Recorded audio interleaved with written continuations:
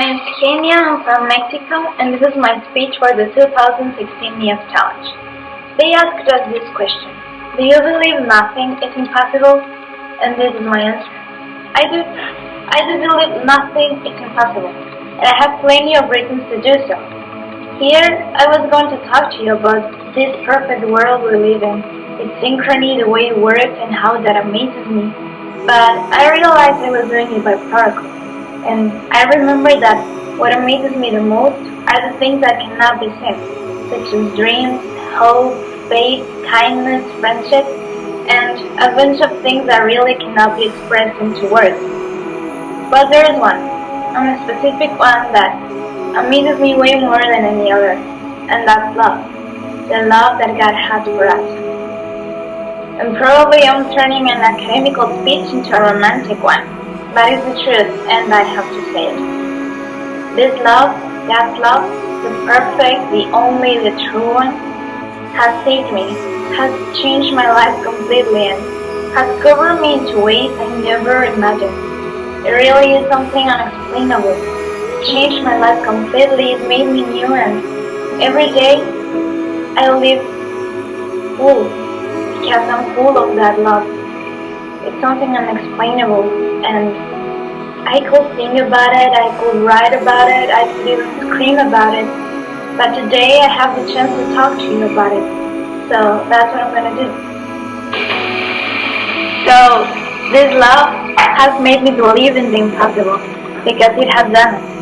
You see, for us humans, it was just impossible to be close to God, because we have been rebels since the beginning, and we hurt Him with our sins. And He is so saint that it was just impossible for us to be close to Him. But He is so full of mercy, of grace, and of love that He did the impossible for us.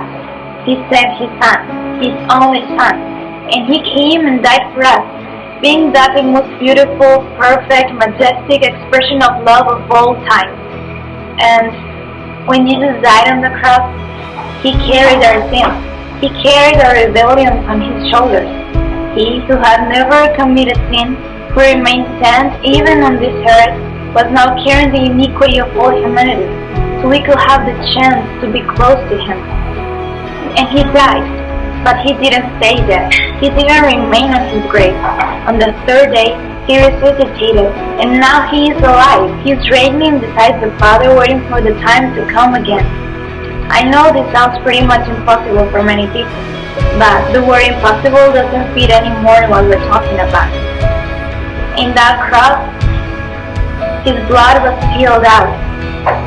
Every single drop of it was poured out for us, for our ransom, because that's the only thing that can clean us, so we can go before our God, because that's the purpose of our living.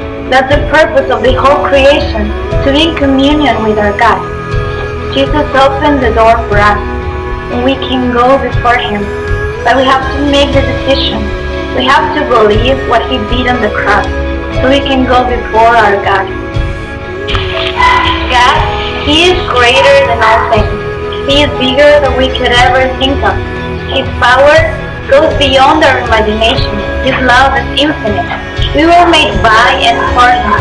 He is more than we could ever dream of. His perfect love remains the same. He has always been and He will always be. God is love. And there is nothing, not even a single little or big thing impossible for Him. He holds the stars by just looking at them. What can possibly be impossible for Him? And for us, nothing is impossible to and within Him. We just have to believe Him. Our problems, our fears, that battle we're constantly losing is nothing compared to Him. We just have to go before Him. Trust me, God is the answer to your question, and His perfect love is the key to do the impossible. So today, I don't live guided by what's easy or what's difficult in my world. I live guided by faith.